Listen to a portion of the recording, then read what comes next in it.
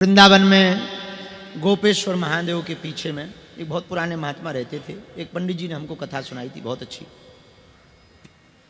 बड़े भजनानंदी थे वो। उनके पास एक बालक आया, बोले हमको भगवत दर्शन करना है, कोई उपाय बताओ। तो बोले ये मंत्र है, महामंत्र, इसका जप करो, 11 लाख कुछ अनुभूति होगी। उसने 4-5 महीने में 11 लाख जप कर लिया, कोई अनुभूति नहीं हुई। तो वो फिर गया, बोले महाराज कोई अनुभूति नहीं हुई। बोले कोई बात नहीं, और जप करो, कुछ ना कुछ अनुभव होगा।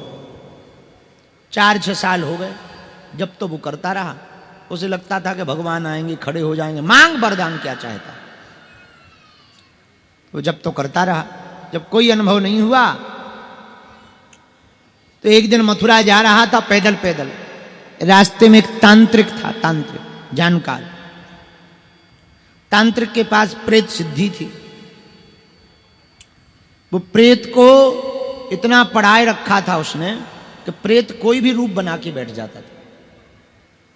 तो उसने पैसा कमाने के चक्कर में प्रेत को कहा कि तुम बंसी लेके बैठ जाया कर, यहां कृष्ण भक्त ज्यादा रहते, तो बंसी लेके बैठ जाया कर ताकि हम उनको उल्लू बना सकें।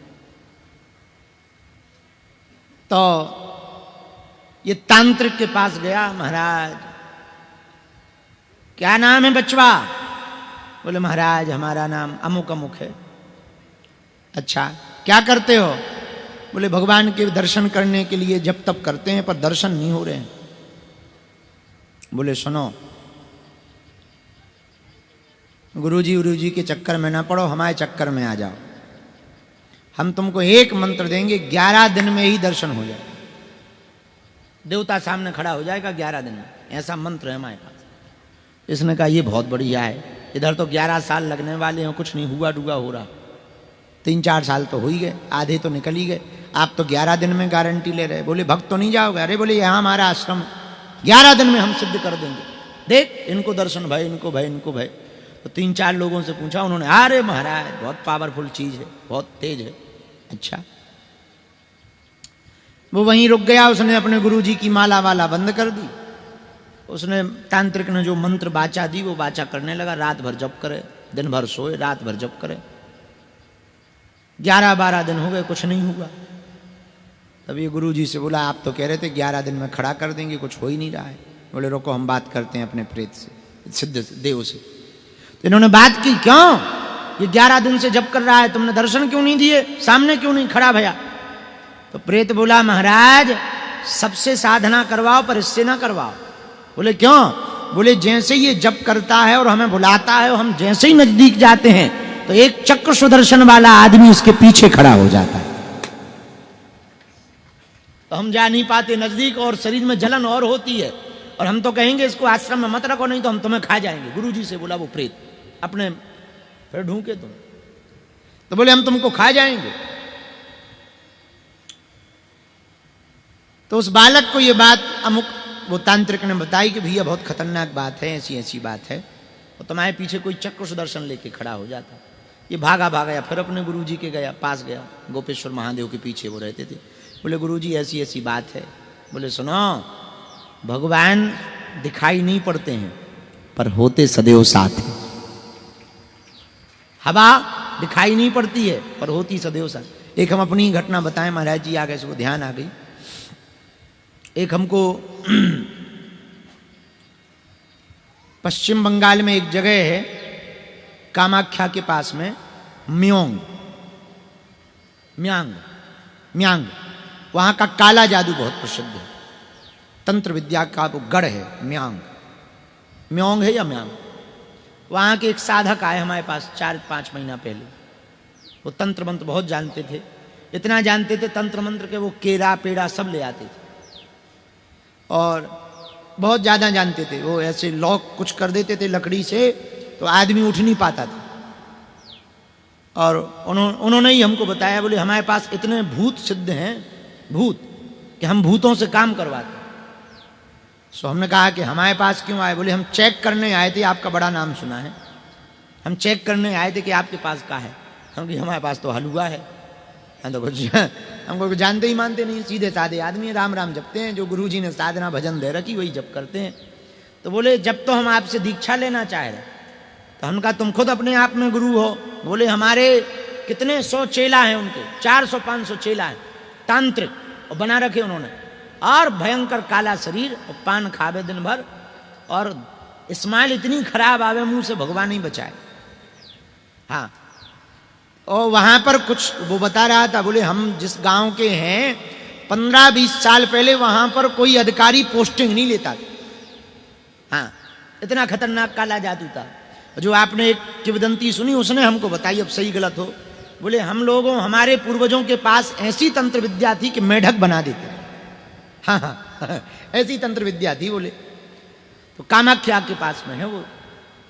तो हमने कहा कि तुम हमें क्यों गुरु बनाना चाह रहे? बोले महाराज अब पूछो मत, एक लफड़ा हो गया है। हम कहा बताओ। बोले आप कल दरबार लगाए थे खुले मैदान में जहां दरबार लगता। हम कहा बिल्कुल लगाए थे। बोले आप लोगों का बता रहे थे। हम का पर्चा तो बना रहे थे जो गुरु जी ने आज्ञा दे रखी। बोले उसी समय हमने अपनी विद्या चलाई कि इनकी विद्या लौक हो जाए।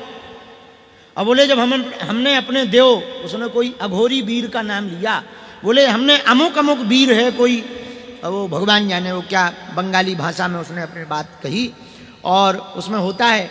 बोले पाताल भैरवी और फलाना वीर हमने चलाई कि इनके पास जो ये विद्या है, जो ये बागेश्वर बाबा पर्चा बना रहा, तुरंत लॉक हो जाए।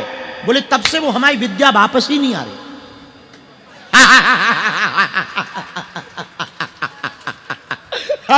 बोले हम तब से छटपटा रहे हैं, न संपर्क हो रहा है न रिटर्न आई। अब ये पता नहीं चल रहा वो गई कहां। तो बोले हम आपको गुरुजी इसलिए बनाना चाह रहे कि वह हमारी लौटा दो। हमने अपने अगल बगल देखवे को नाटक करो या सो। हम कहा भैया भगवान की कसम खा के कह सके हमारे लो सो नहीं आई ना है, ना हमें पता हुआ कहाँ गई। भगवान जाने, भैया हमें नहीं है पता। अब तुम जानो, तुम्हारी विद्या जाने। वो के अब वो रोने लगा। हमको भैया रो क्यों रहे? अरे बोले गुरुजी बाप वापस कर दो, अपनो चेला बना लो चाकर। बोले हम पूरे दुनिया के तांत्रिकन का चैलेंज दे रहे। बोले हमारे लिए ऐसी विद्या है कि लौट नहीं सका था, और हमारी विद्या कभी फेल नहीं हो सका था। हम कहा अब तो हो गई। बोले यही से तो आप हम गुरु बना रहे हैं। तो वो हमसे पूछ रहा हो कि आप बताओ आप करत का हो? हम कहा हम तो कुछ नहीं करे, जो है सो मुंह में से वो कह दई। ये बात कह के हम ये कहना चाह रहे, यदि आप सत्यवादी रहेंगे, गुरु पर आपकी निष्ठा पक्की रहेगी, दुनिया का कोई तांत्रिक आपका बाल बांका नहीं कर सकता। उसकी विद्या आएगी तो जाएगी नहीं वापस। अच्छा तो बिल्कुल भगवान साक्षी हैं। व्यासपीठ पे हम क्या झूठ बोलेंगे, वैसे ही नहीं बोले। अब व्यासपीठ पे तो बिल्कुल ही क्या झूठ बोलेंगे। व्यासपीठ सामने है, हमें आज तक पता नहीं है कि उनकी विद्या गई कहां। हाँ, आज तक पता नहीं है कहां चली गई। आओ अब वो बाद में वो हमारी दीक्षा लेगा। हमने फिर बाहर में कहा, हमने कहा ऐसे लोगों से तांत्रिकन से ना दोस्ती अच्छी हो ना दुश्मनी अच्छी हो, ये चेले ही बनाए फायदा है। हमका सुन गुरु पे अब लौट के प्रयोग ना करना। चेला तो बना ले पर सुन महापाप पड़ेगा। तो बोलो आप तो चेला बना लो। इतना मुंह बसाए उसको, भगवान बचाए। तब उसने बताया वो ऐसी निकृष्ट चीजें करता है। गंदगी से साधना की उसने। गंदगी जानते हैं, भिष्टा, उससे साधना की। लेकिन अब उसका वही काम है, उसी काम में वो लिप्त रहता। गंदगी से साधना की, इतना मुंह बसाए भगवान से। लेकिन हमें फिर बाद में पता लगा, जब उसके परिवार वाले आए, गांव से 4-6 लोग आए, दोबारा आया वो। अभी कुछ दिन पहले फिर आया, दोबारा आया। तो हमने कहा ये एक लोग कौन है? तो गांव वालों ने बताया। बोले इससे कोई बात नहीं करता, खतरनाक आदमी। हम कहा क्या करता? अरे बोले पागल कर देता, कई घरों में पागल कर दिया। ऐसा खतरनाक आदमी है, कोई इससे बात नहीं करता है, बहुत तेज है, ये जो कह दे वही होता है। हमने कहा वाह बहुत बढ़िया है। तो हमने कहा अब तो ये हमारा चेला है। तो वो फिर दोबारा आया। बोले गुरुजी अभी तक नहीं आई है। तो हम कहा भैया वो बहुत लंबी चली गई, हमें लगा पता करो कौन से देशन में गई है। हमने उसको उपाय बताया। हमको और तो कोई उपाय हम जानते नहीं। भगवान से क्षमा मांगो, हमारे एक सन्यासी बाबा हैं उनसे क्षमा मांगो, परिक्रमा करो, नाम जप करो। तो आप यदि नाम जप कली काल में, कलयुग केवल नाम आधारा, सुमर सुमर नर उतरही, कलयुग केवल हरि गुण गाहा, गावही नर पावही भवथा। और नाम संकीर्तनम यस्या सर्व पाप प्रणाशनम प्रणामो दुख समनस्तम नमामि हरि परम। केवल कली काल में भगवान नाम संकीर्तन एकमात्र आधार है। यदि आप लोग सत्य बोलोगे, सत्य पर चलोगे, व्रत का पालन करोगे, नाम जप करोगे, दुनिया का कोई तांत्रिक मांत्रिक, हम आपको आज अपनी जन्मभूमि में बैठ करके शपथ लेकर कह रहे, आपका कोई बाल वांका नहीं कर सकता। हाँ, लेकिन डिग ना जाना कि तुम कहो अब 100 दिन तो तुम झूठ ना बोलो, अब एक बार बोले क्या दिक्कत, बस यही गड़बड़ है, वो एक ही बार फिर गड़बड़ा जाता है, क्योंकि एक झूठ फिर 100 और झूठ को जन्म देता है। एक झूठ बोलो फिर और झूठ बोलना पड़ेगा, उस झूठ को छिपाने के लिए नया झूठ बोलना पड़ता है। एक झूठ बोल दिया, क्यों भाई खाना खाया? नहीं खाया। खा लिया है पर झूठ बोलो नहीं खाया, तो फिर एक नया झूठ और बोलना पड़ेगा। तो वो कहेगा क्यों नहीं खाया, फिर तुम्हें नया झूठ बोलना पड़ेगा, जल्दबाजी थी। अब देखो हो गई 2 झूठ है। फिर वो कहेगा इतनी जल्दबाजी क्या थी, खा के तो निकलते कम से कम खाना। अब क्या बताइए, घर वाली ने बनाया नहीं था, लो ये तीसरा झूठ। हो गए झूठ पे झूठ, ये बढ़ते ही जाते, एक झूठ कई झूठ को जन्म देता है। इसलिए सत्य बोलो, सत्य पर चलो, यही सत्यनारायण भगवान की मान। इसलिए नाम कीर्तन। एक बात और जब तक सुनो, सत्य बोलकर हार जाओ, सत्य बोलकर हार जाओ, पर झूठ बोलकर जीतो मत। सत्य बोलकर हार जाओ, पर झूठ बोल के जीतो मत। सत्य बोलकर यदि आप हार भी गए तो आत्मसंतुष्टि रहेगी, और झूठ बोलकर यदि तुम जीत भी गए तो दुनिया तो खुश होगी, तुम नहीं खुश रहोगे, क्योंकि तुम्हें पता है कि तुम कैसे जीते। ये तुम्हें पता है कि तुम कैसे जीते। झूठ बोलकर प्रपंच करके तुम संपत्ति कमा तो सकते हो, संपत्ति से तुम्हारे साथ वाले संतुष्ट हो सकते, तुम नहीं हो सकते। क्यों? क्योंकि तुम्हें पता रहेगा कि तुम्हें हम झूठ बोल करके बनाई है, अब कितना भी कुछ कर लो तुम खुश नहीं रह सकते हो, तुम्हें पूरा पता होगा। पर सत्य बोलकर भले ही 2 रुपया ना होगा, पर यह संतुष्टि रहेगी कि भैया हम पे नहीं है, क्योंकि हम सत्य पे चले, ये संतुष्टि तो रहेगी। तो सत्य बोलकर हार जाओ, पर झूठ बोलकर जीतो मत।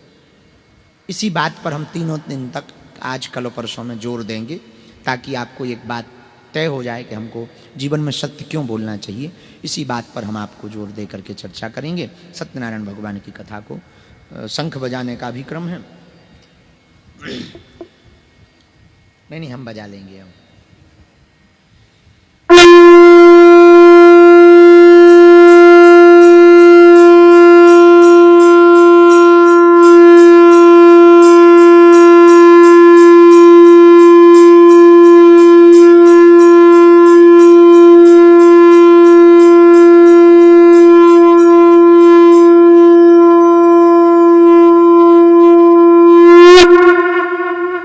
सत्यनारायण भगवान की जय हो। जल डालो भगवान। बोलो सत्यनारायण भगवान की जय हो। लक्ष्मी नारायण भगवान की जय हो। वृंदावन बिहारी लाल की जय हो। बागेश्वर धाम की जय हो। सनातन हिंदू एकता पद यात्रा की जय हो। सनातन हिंदू एकता पद यात्रा की जय हो। बागेश्वर धाम के पागलों की जय हो। इतनी देर तक हम भूमिका इसलिए सुनाते रहे क्योंकि सत्यनारायण का नियम है कि शाम के समय गोधूली बेला पे सुनानी चाहिए। सो दिन में जब हम आए थे तब उजेला था, सो हमने जानबूझ के सामा कर ली। कि भाई जो समय नियम है भाई ये बंद कर दो, ये भाई साहब बंद कर दो। आदम बाबा के ज़माने के एक तो जी रखे हैं, चल बहुत बढ़िया रहे, भले ही पुराने हैं चल सो रहे हैं। जय हो प्रभु। वाह। अच्छा देखो ये अब ये वाले पंखा बंद हो गए, अबे चलत है सिन्नी को जात में